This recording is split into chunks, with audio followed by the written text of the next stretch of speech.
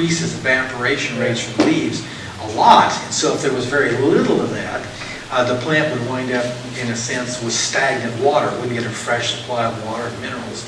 And as it were using up the minerals available to it, might tend to die. I hadn't heard that part about that, but I'm not surprised now that you mentioned it. Another question or comment?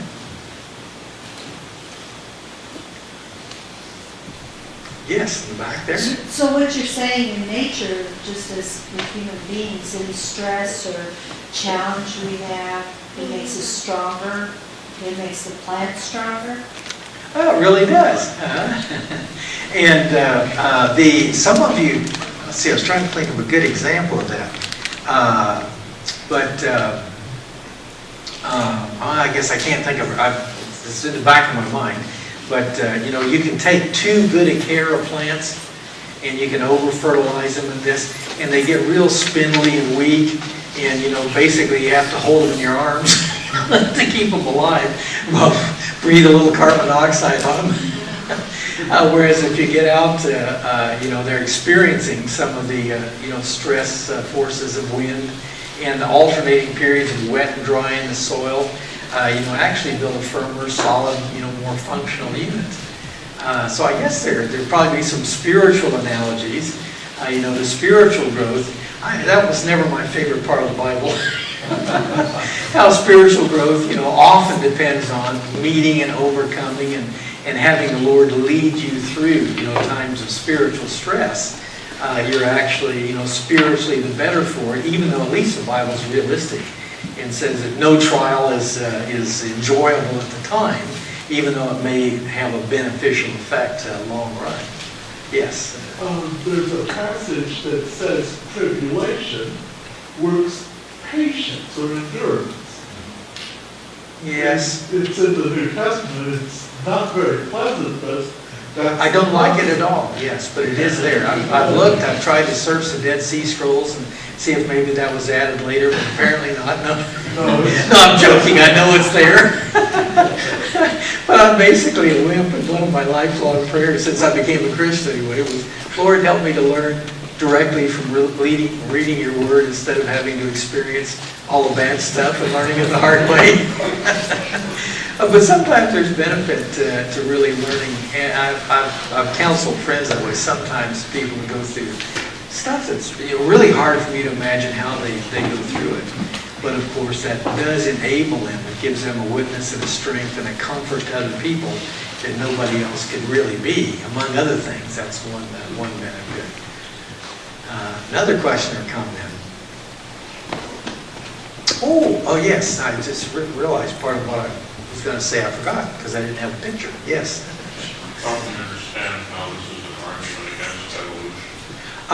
The idea here is not really an argument against evolution so much as it's an argument for creation.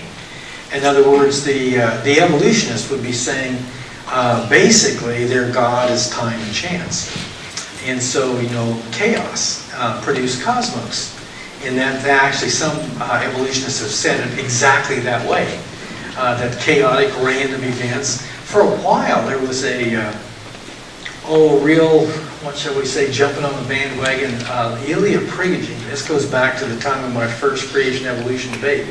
He was making all the headlines and the evolutionists were just lauding him and nominating him for Nobel Prizes because he showed how chaotic, random processes like storms generated a certain amount of structure like a hurricane. And these were called dissipative structures. And wow, look at that, just random stuff can generate order. That's what evolution is all about. There's no God, you don't need any God for this. Random chaos can make all the order you want if you wait long enough.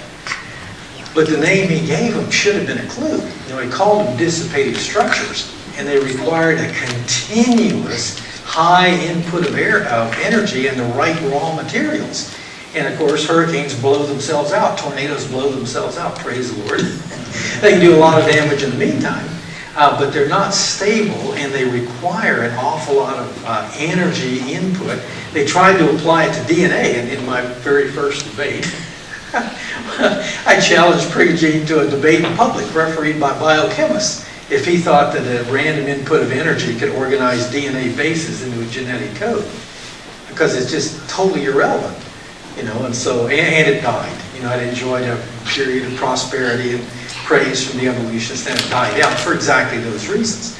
You had to have all the raw materials there. You had to have a continuous input of high energy, and all you got was a temporary flux of some sort of order. And so here what we're looking at is an evolutionist could argue that, you know, at bottom, the heat motion of the universe is God.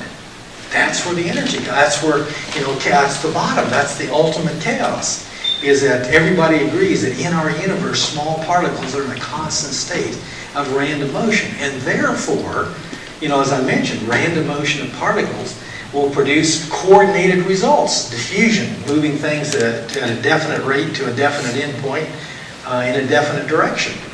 And then what I was saying is, yeah, but that destroys things unless you have a created structure that can harness that kind of energy and move it in the right direction to accomplish a goal. So that's the basic creation evolution point here.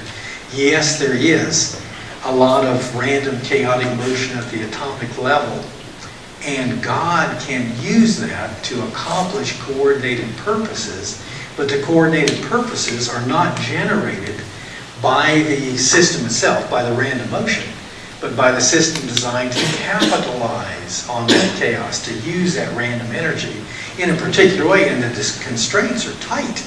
The distances have to be just right, the amounts have to be just right.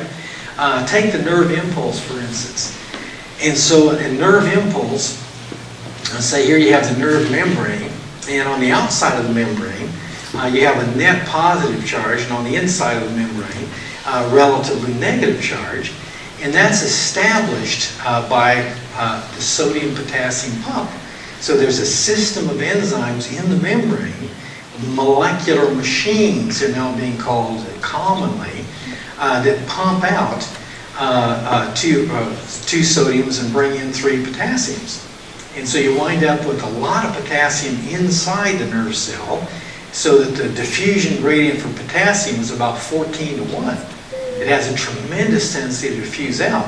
The diffusion gradient for sodium is about 10:1 to diffuse in. And that's established first by having a membrane that's an